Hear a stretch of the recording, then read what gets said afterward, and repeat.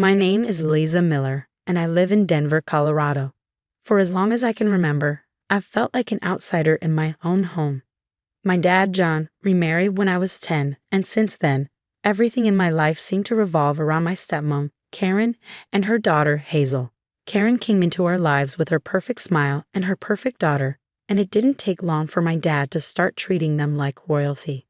Hazel was the golden child. Everything she did was praised, every mistake forgiven.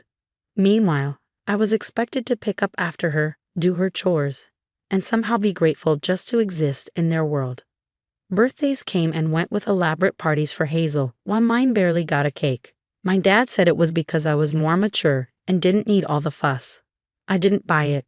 Deep down, I knew he just didn't care as much. Karen never missed a chance to point out my flaws, calling me lazy, ungrateful, or messy. Hazel, on the other hand, could wreck the entire house, and Karen would laugh it off, saying, "Oh, she's just being creative." To them, Hazel was the princess, and I was the hired help. It wasn't just favoritism, it was isolation. The house didn't feel like my home. Every choice I made was questioned. Every space I claimed was invaded. And yet, I stayed quiet. I didn't want to be the bad daughter, the jealous stepsister, or whatever label they were ready to slap on me. But all of that changed one day, the day everything finally boiled over, and I stopped caring about being the good girl. That day started like any other, ordinary, unremarkable. I just finished a long shift at the coffee shop where I worked part-time. All I wanted was to come home, collapse on my bed, and maybe lose myself in a good book. I wasn't asking for much, just a little peace in the one small corner of the house that I could call mine. When I opened the door to my room, I froze. My walls, were no longer the soft lavender I had chosen years ago. They were now a garish shade of pink, Hazel's favorite color. Everything was rearranged as if my room had been swallowed and spit out by someone else's vision. It didn't take long for me to notice the worst of it. My desk was empty, completely cleared off. The stack of papers I had carefully organized. My college applications, my part-time work schedule, even a personal journal I'd kept for years, was gone. I stormed down the hall and found Karen in the kitchen, humming like nothing had happened. She barely glanced up from her cup of tea when I demanded, "What happened to my room? Where are my things?" Karen tilted her head, her smile as patronizing as ever. "Oh, that," she said, waving her hand dismissively. "I decided to give your room a makeover. It was such a mess, Lisa, papers everywhere, like a little dustbin. I threw out what wasn't important and tidied it up. It's better this way, don't you think?" My throat tightened. "You threw out my stuff, without asking me." "It's not a big deal," she said, her tone dripping with condescension. "Honestly, you should be thanking me. I'm trying to help you grow up." That room looked like a disaster zone. I couldn't stop the words that came next. "You had no right," I shouted. "Those are my things. You can't just decide what's important and what isn't." Karen set her tea down and stood, towering over me with that practiced air of superiority.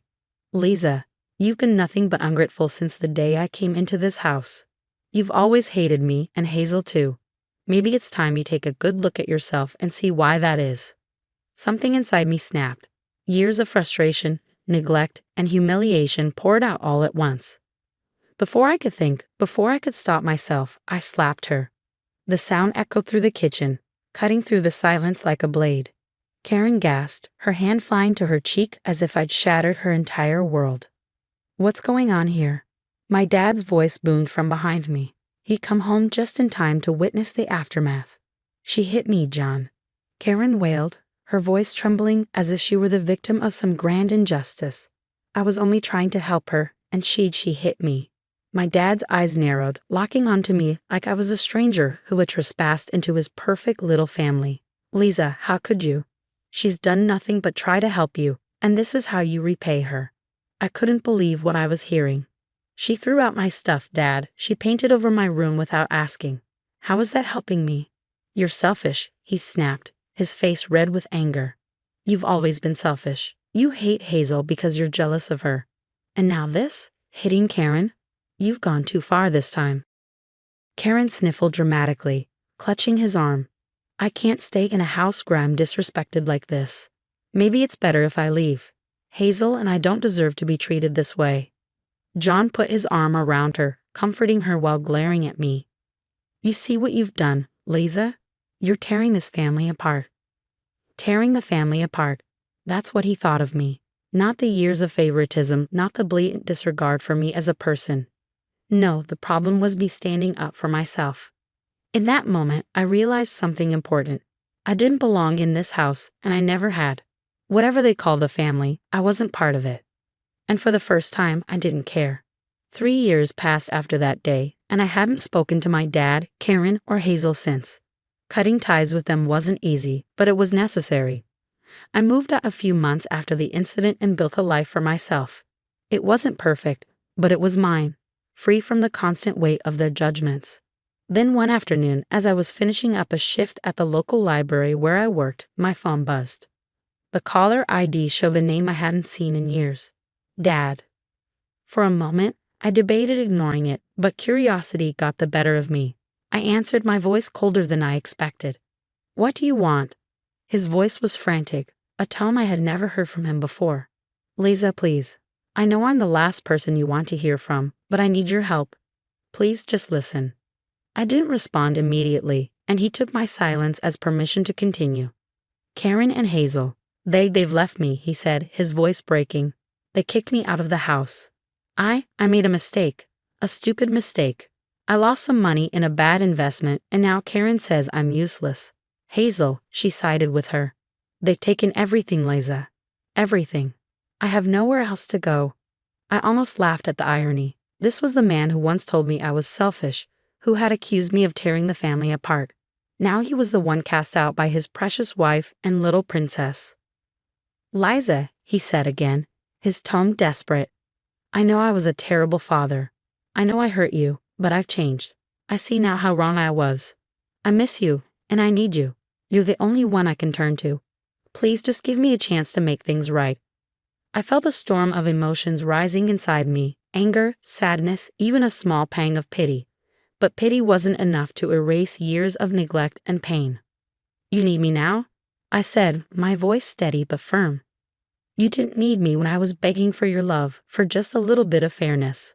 But now, when your perfect family has turned on you, suddenly I'm worth something. Liza, I'm sorry, he pleaded. I was wrong. I see that now.